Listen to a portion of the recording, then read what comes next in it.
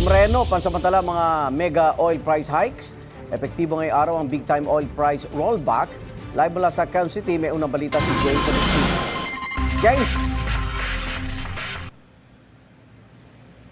Igang, good morning. Kanya-kanya ng diskarte yung mga motorista kanina habang hinihintay yung rollback sa produktong petrolyo ngayong araw. Malaking tulong na rin daw kahit papaano pero sana raw ay magtuloy-tuloy yung bawas presyo.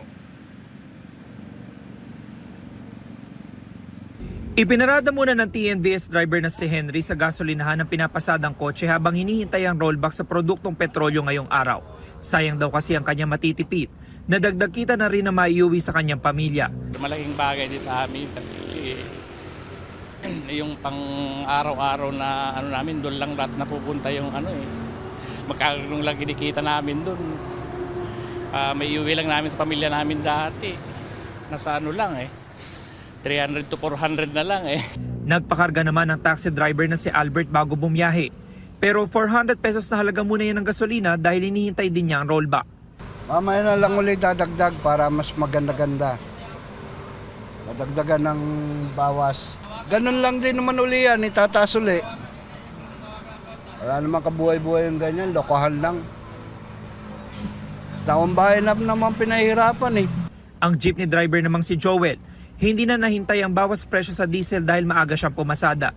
600 pesos ang pinakarga niya dahil yun pa lang ang hawak niyang pera. Baka mamaya na lang pag ikot pa. Ano masasabi niyo sa rollback ngayong araw? Malaking tulong na rin yun. Alas 6 ng umaga nang ipinatupad ang bawas presyo. Mahigit 4 na piso ang tapya sa kada litro ng gasolina habang mahigit 20 piso sa diesel. Pinalitan na rin ang signage sa gasolinahang ito sa Commonwealth Avenue.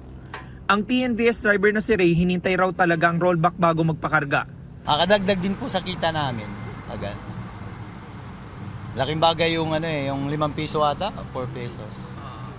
Kasi kung magbagas ka ng 20 liters, so 4 pesos sa 20 liters, malaking bagay na rin po yun. Pag-arahin na rin ang jeepney driver na si Gerald mula sa 12 oras sa pamamasada pero 300 pesos lang ang kanyang kinita. Napunta raw ito sa 600 pesos sa pinakarga niyang diesel. Ito lang po yung pinera ko, no? Baril lang din po yung iuwi ko. Halos sa yung presyo ng diesel, kahit na bumaba pa ng 20 yan, kulang pa rin.